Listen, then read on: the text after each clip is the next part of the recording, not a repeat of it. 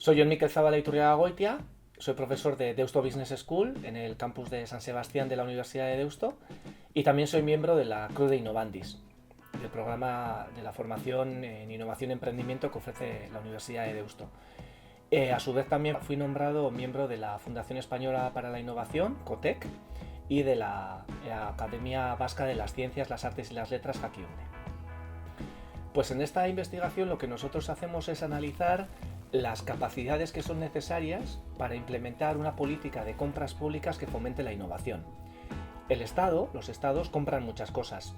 Compran el alumbrado que hay en las calles, compran el asfalto, compran aeropuertos, compran comida para los niños en los colegios, compran comida para los pacientes en los hospitales, compran muchas cosas, el Estado.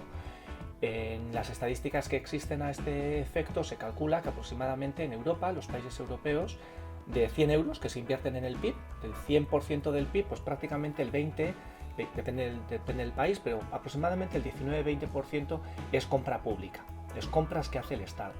Entonces lo que nosotros queremos hacer como estudiosos o investigadores en la parte de innovación, queremos analizar cómo el potencial de compra que tiene el Estado puede a su vez ayudar a incentivar la innovación. Es decir, en vez de comprar productos que ya existen, es una compra estándar, una compra pública muy normal, en vez de comprar productos que ya existen, cómo el Estado puede comprar cosas que no existen todavía, que viene a paliar una función, una necesidad social, pero para la cual no existe una solución todavía en el mercado. Entonces el Estado, a través del poder de compra que tiene, como hemos dicho, tiene la capacidad de poder movilizar una gran cantidad de recursos. Si una parte de esa capacidad de movilización de recursos se destina hacia la innovación, el efecto que puede tener sobre la innovación es muy grande. Normalmente se suele decir que una inversión elevada en I+D serviría para sumar al 2% del PIB, se suele decir. En España sería el objetivo llegar al 2% del PIB. Bueno, pues imagina si tienes la capacidad de mover el 20% del PIB y una parte pequeñita de esa lo orientas a movilizar innovación, la cantidad de dinero que ello puede suponer de inversión para facilitar y fomentar las innovaciones. Pues esta línea de investigación sobre compra pública y su vínculo con la innovación, esto empiezo yo a trabajar en esta línea hace muchos años, cuando yo todavía era un postdoc en Suecia. En el año 2009 empezamos con un proyecto buscando este vínculo.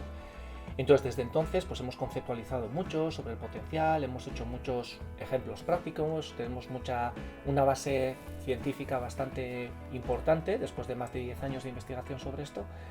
Y lo que hemos ido viendo es que para poder implementar esta compra pública como estímulo en la innovación, lo que observamos es que una de las capacidades fundamentales es la necesidad de definir las compras, esas necesidades sociales que hemos dicho antes, pues hay que definirlas en términos de funciones.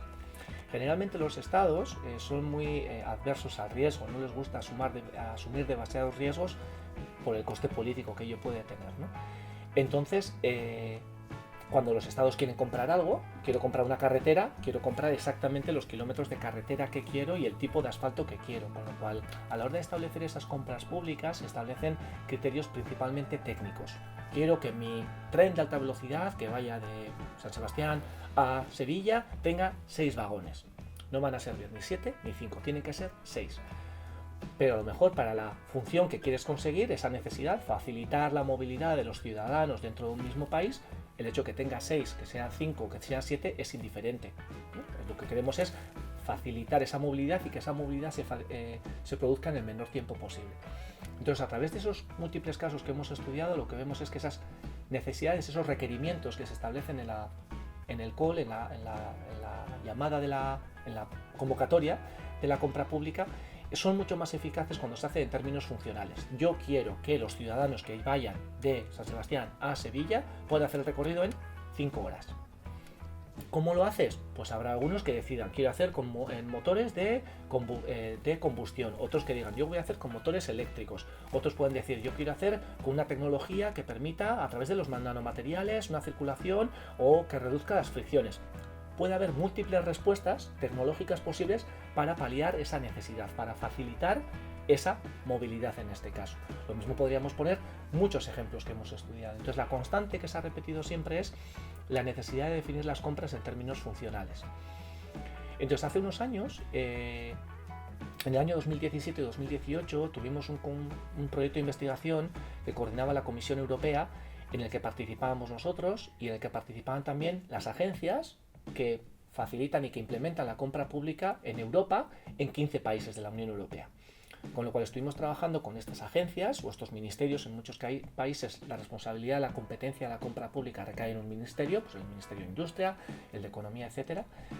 Y lo que buscábamos era cómo hacen las compras públicas en los diferentes países de la Unión Europea. Entonces veíamos que había países que usaban estos términos funcionales, otros no los hacían, y implementamos unas experiencias, un intercambio de experiencias. Y lo que observamos, la gran carencia que observamos era que para poder hacer una compra pública como estímulo de la innovación, los estados carecían de capacidades. No tenían el personal, los empleados públicos que participan de estos ministerios, de estas agencias, carecen de las competencias, de las capacidades para poder implementar esta pública. Y ahí es donde surge la idea, que es la que hemos abordado en el artículo por el que nos premiaron. Entonces, el vínculo con Stephanie y con Ville, pues a Ville le conozco desde hace muchos años, de cuando yo terminé mi formación predoctoral, de cuando hice mi tesis. Yo la terminé en Helsinki, y es donde coincidí con Ville, y ya desde entonces empezamos a trabajar juntos. Y con el caso de Stephanie es una alumna de doctorado que empezó el año pasado, en el curso 2021, a hacer el doctorado con nosotros.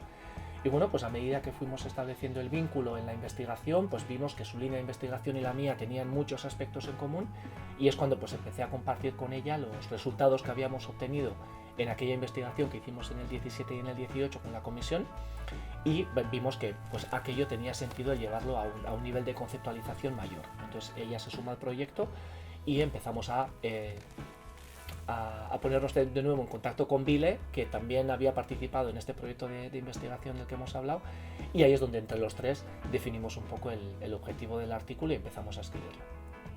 Sí, pues el principal mensaje o la principal implicación que vemos de nuestra investigación es que pues, los empleados públicos, esas personas que trabajan en los ministerios, en las agencias de innovación, etcétera, necesitan formación. En muchas ocasiones son expertos en una determinada manera, en este caso son expertos en compra pública, pero hacer la compra pública e intentar estimular la innovación tiene ahí una serie de variables, una serie de determinantes de los que en muchas ocasiones pues ellos no son conocedores, ¿no? Entonces, si vemos, por ejemplo, pues a la hora de, por ejemplo, gestionar la propiedad industrial, cómo se gestionan las patentes cuando tienes una convocatoria pública, quién es el poseedor, quién es el acreedor de esas patentes, en qué términos se van a licenciar, etcétera, o cómo se establecen los enlaces o las comunicaciones durante el desarrollo del proyecto. Cuando establecemos una convocatoria de compra pública no es algo que vamos a comprar mañana, son productos o servicios que vamos a comprar dentro de 3, 4, 5 años, que requieren un periodo de desarrollo importante porque el producto no existe en el mercado, y por lo tanto esa comunicación constante con los proveedores pues también es importante, algo que generalmente no se suele realizar en los productos estándares en los que compras. Como decimos, es como comprar en el supermercado. Voy a comprar leche en el supermercado, no necesito establecer un vínculo con los proveedores. O también otra de las carencias que vemos es cómo se establecen las convocatorias, las licitaciones públicas, cuando la convocatoria viene a paliar una necesidad y hay que definir esa necesidad en términos funcionales, ¿no? En vez de esa parte técnica de la que hablamos, cómo se hace eso en términos funcionales. Entonces lo que vemos es que pues, ahí las universidades tienen un papel importante también a la hora de ofrecer formación a estos empleados públicos que hacen su función muy bien, pero que en ocasiones requieren complementar sus estudios con temas más recientes. Vale, pues mi vinculación con Innovandis empieza en el año 2015, cuando pues en una comida aquí en la cafetería de la universidad, Isabel Fernández, con quien ya había hablado pues, en las comidas, etcétera, pues me dice un día que quería hablar conmigo porque creía que podía ser un perfil interesante para formar parte de lo que luego se llama la CRU, ¿no? Que yo en aquel momento desconocía. Y entonces es cuando me presenta Asun y pues nos reunimos los tres, me cuentan un poco en qué consistía el programa Innovandis, y veían pues que dada mi especialidad y mi línea de investigación y mi docencia, yo había ya dado clase en otros países en gestión de la innovación y de la tecnología, pues podría ser un perfil interesante para sumarme a la CRU. Así que pues desde el año 2015 soy miembro de la CRU Innovandis y pues uno más y tratando de sumar al equipo. Pues le diría que es un must, que en el mundo en el que estamos, en nuestra literatura, en nuestras líneas de investigación solemos hablar de que el mundo está se llaman entornos de alta velocidad, en el que las necesidades de mañana no son las mismas que las necesidades de hoy, y por lo tanto cuando nos metemos en un mundo de la empresa, en este caso estamos en una business school, con lo cual estamos analizando el mundo de la empresa, las empresas tienen que estar adaptándose continuamente a los nuevos entornos de alta velocidad en los que vayamos a estar. Y para eso la innovación y el emprendimiento son inevitables. Por eso, a pesar de que hay alumnos pues, que trabajen en contabilidad, en finanzas, en marketing, pues en estas disciplinas también la forma en la que se va a hacer la contabilidad, la forma en la que se va a hacer el marketing, etcétera, dentro de unos años no tiene nada que ver. Por ejemplo, en el ámbito de contabilidad, dentro de unos años está clarísimo que las empresas van a tener que hacer de manera necesaria una contabilidad no financiera, es decir, el impacto social que tienen tus productos, el impacto medioambiental que tiene, cómo estás facilitando la difusión o la igualdad, la equidad social a través de la iniciativa, lo que tú haces en tu empresa. Eso todavía se está trabajando a nivel científico, pero eso va a llegar a la empresa.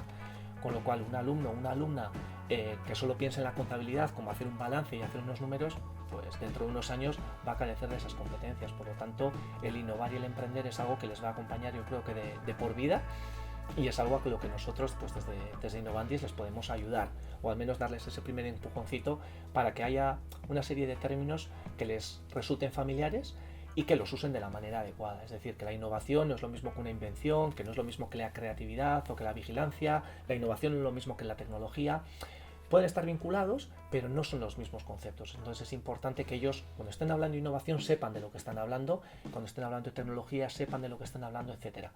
Con lo cual, pues yo les recomendaría indudablemente que estuvieran alerta de lo que está ocurriendo en el mundo y cómo la innovación verán que es una constante en todas las áreas de actividad. Siesta. LinkedIn. Dua Lipa. Real. Eurovisión, siempre. Carnavales. Con cebolla. Trivial. Olentzero, Betty. Bercholaris.